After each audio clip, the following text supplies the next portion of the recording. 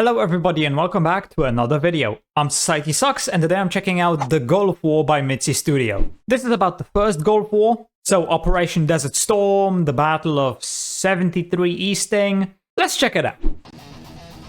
Can you imagine a desert ground war being fought and won in roughly 4 days? Yep, I know, sounds insane. I mean, call it the speedrun of the century. The US did it a bunch of depressed with a tearbeards who have no coalition of like We're talking, of 40 course, about countries. the 1990 Gulf War.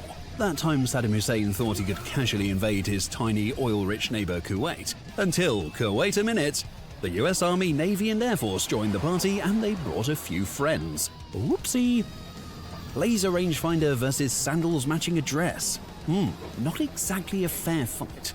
So, in this video we dive headfirst into the carnage and drop some payloads as well. Oh yes! Brace yourselves for an absolute sandbox shitshow. From the brutal tank brawl at 73 Easting to the flaming wrecks on the Highway of Death. Oh yeah, the Highway of Death was also a thing in this war. In excruciating detail. And show exactly how coalition forces drew a line in the sand against Saddam's very thirsty cravings for oil and global attention. Yeah, Iraq was completely outclassed in this war. So, what kicked off the Gulf War? Well, Iraq had just survived an 8-year war with Iran, and as we all know, wars are pretty expensive. So how do you get money? Oil. For cash. But what they weren't looking for was a $15 billion debt collector named Kuwait demanding repayment. Now, instead of paying up, Kuwait got served a full dictator-level Karen rat. Accusations of manipulating oil prices, stealing oil through slant drilling, and basically a never-ending list of "you suck" arguments. Kuwait's response? They shrugged, ignored the whining, and tried diplomacy instead of escalation. A strategy that's not gonna work. It doesn't exactly go over well with dictators. However, coalition planners were sure Saddam You don't wouldn't invade negotiate an with Arab dictators. nation, which makes sense until you realize the guy is a ruthless maniac who takes many lives and gives zero fucks. Oh yes, the Middle East can be such a fun place from time to time. It also is right now. Iraq invaded Kuwait almost immediately, and in no time the Iraqi army had full control of their neighboring Born Arab too late nation. to be deployed to the Middle East. Born too early to be deployed to the Middle East, but born just in time to deploy to the Middle East. In Saudi Arabia. Smart people, dumb religion. Agreed, agreed. Goes with stash, incest 30%, incest 20%, big dicks, low IQ, greedy people, donkey fuck paradise, cousin. Oh my goodness, what the hell? Goes with no rights. Full-on liberation operation. I mean, it do be like that. Process, of course. I mean, duh. That's just the Middle East. Now, over time, more troops and weapons poured into Saudi Arabia, like loading a game lobby with all the OP weapons on. Makes me wonder if we're gonna see something like this in Iran. Planes streaming in like someone hit Probably not. Everything. The desert was officially ready for the ultimate showdown. The UN even issued a deadline for Saddam to basically fuck off back to Iraq. But apparently Saddam's ego was bigger than his mustache, so nothing happened. And so, in January 1991, after Iraq ignored more deadlines, the coalition launched Operation Desert Storm, starting with a massive air campaign to weaken Iraqi forces. Now, over the course of 5 weeks, about 2,700 coalition aircraft completely obliterated Iraqi air defenses. Stealth attack aircraft like the F-117 Nighthawk destroyed radar installations, and Iraq's air power was basically wiped out on the ground and in the air. And at that point, it was pretty much over. After 5 weeks of turning enemy planes into fireworks, the coalition decided it was time for boots on the ground. Sand. And so the ground, or sand war in this case, had officially begun. The plan? A massive left hook maneuver. Swoop around Iraqi defenses, trap their troops in a giant desert pincushion, and let the fun begin. And oh, fun it was. Within hours, US armored elements were closing in. See, there's a big difference between the Gulf War and what's happening right now in the Middle East, because here the goal was to liberate Kuwait. Well, the official goal was to liberate Kuwait. And yeah, the goal now, who knows? The US keeps making different statements about what it actually wants to do in Iran. So at this point, who fucking knows? Although I would love to see boots on the ground in Iran. However, it's much more likely that those boots would be worn by Kurdish people and not by Americans. Maybe also by the people from Azerbaijan, because there's a lot of Azerbaijanis in Iran, and there's also like some sort of Balak, I think that's what it's called, people in southeast Iran on the border with Pakistan. On Saddam's Republican Guard division.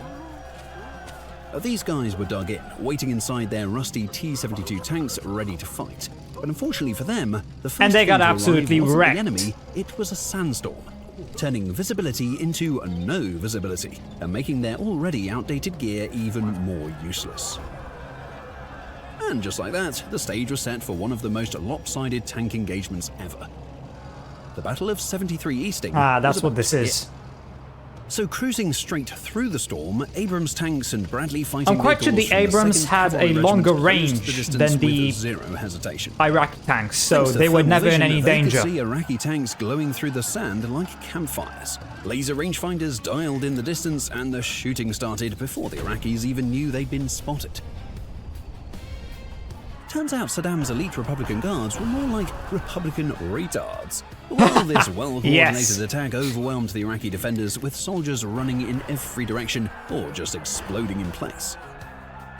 And meanwhile, Bradley fighting vehicles rolled through, picking off stragglers and turning the battlefield into a tank graveyard. Which, I mean, honestly, was easy, since the Iraqis had already done all the digging for them. When the sandstorm cleared, the US tankers surveyed the battlefield and counted around 80 enemy tanks destroyed. But the real question, at what cost? The answer, pretty 0 much tank losses, nothing, 1 Bradley damaged. Oh. Yes, that's right. 80 tanks obliterated, while the Abrams crew's only worry was whether their own tank would be washed and clean for the next day.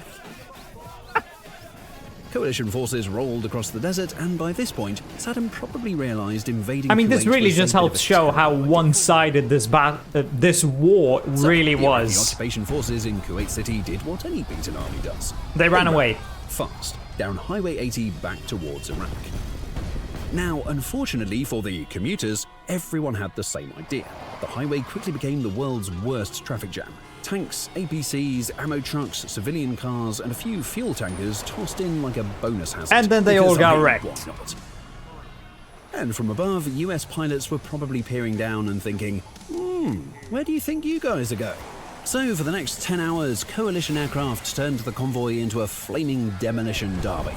Trucks exploded, tanks burned, soldiers sprinted like it was a bad action movie.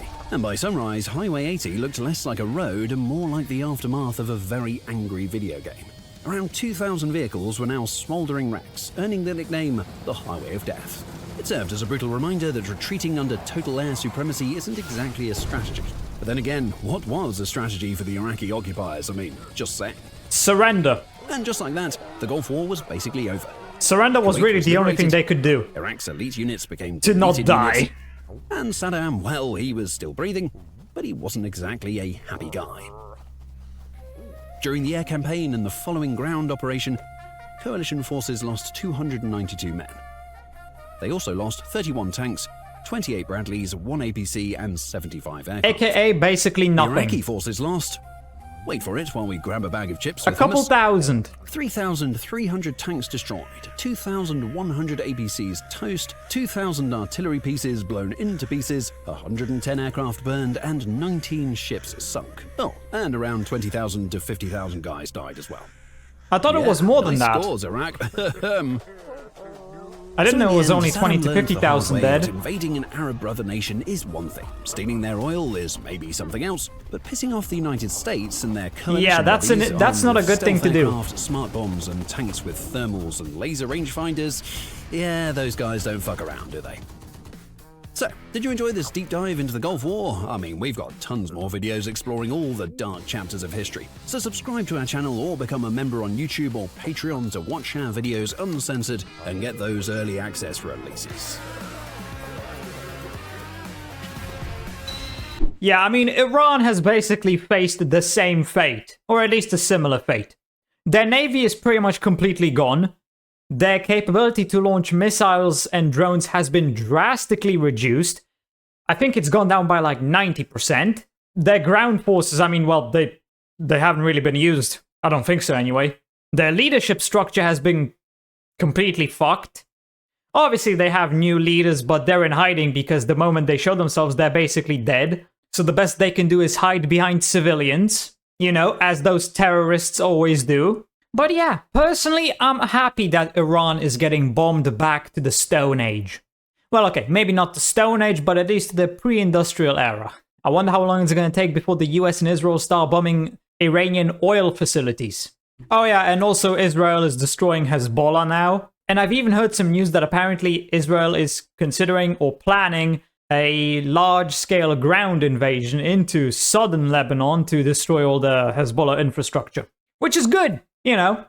Destroy a terrorist organization that's been sponsored by Iran for, I don't actually know how long it's been. Whatever. Hopefully the Houthis are next. And also Cuba will be next. The US has basically confirmed that, and we're talking about the Middle East here. And yeah, with how things are going in the Middle East, we might see something similar. Just probably not with US troops. And if there were boots on the ground in Iran from the Kurds, the Azerbaijanis, and the Baloch people, it would likely be closer to a civil war than an actual invasion. But hey, we'll see what the future brings. So anyway, I hope you enjoyed this video. If you did, please consider subscribing and leaving a like. If you want to see more reactions, check out this video right here. And with that, I hope I'll see you in the next video.